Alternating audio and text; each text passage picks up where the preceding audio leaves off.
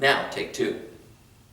Indeed, as we have lost some of that sense of the divine in our daily life, we do seem to make promises that appear in the dark. But there's something about our faith in Jesus Christ. That faith enables us to see more than the obvious. It happened to Simeon in that day in the temple when Mary and Joseph brought Jesus to be presented before the Lord. That Simeon knew that what he saw and what he held in his hands was God's promised one. In this helpless child, God has sent his consolation. He sent the one called to comfort not only Simeon in that moment, but for all of us to be comforted from the ravages of sin. It was in this helpless child that God had shed his light, not only for the Jewish nation, but also for the Gentiles, for you and for me. He shed that light of faith onto us, so that as this light of the world now shines out, that we can see more than the obvious. And it was in this helpless child that God had acted once and for all.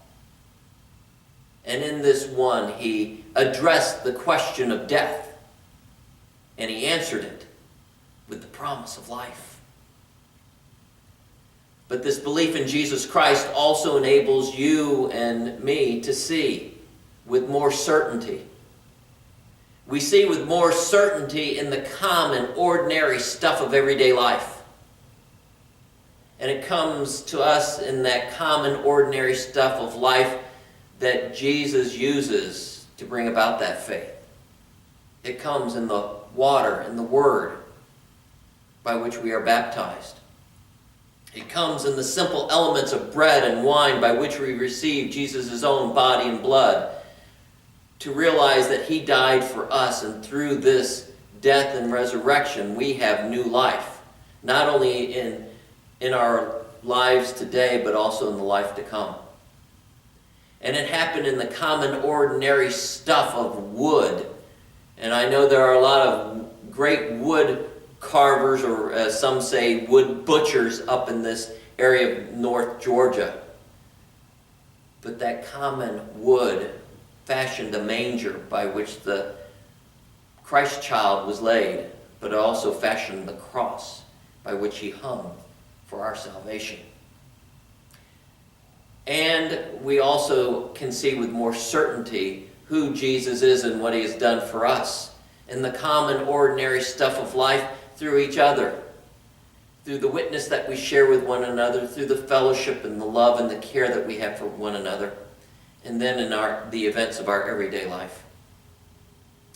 Indeed, as Christ has been brought before us, and as we can not necessarily hold him in our hands, but we can see him with our eyes as we gather together in worship, together at Holy Communion, together in the fellowship that we have with one another.